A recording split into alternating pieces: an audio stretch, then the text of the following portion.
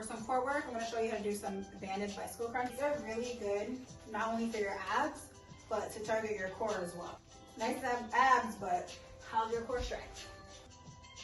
Put it on your foot, put your other foot in, feet go up in the air. Get rid of that low back gap. Squeeze your low back into the mat, create that tension. Opposite knee, opposite elbow. And you're breathing out on the hard part. Low back is staying flat the entire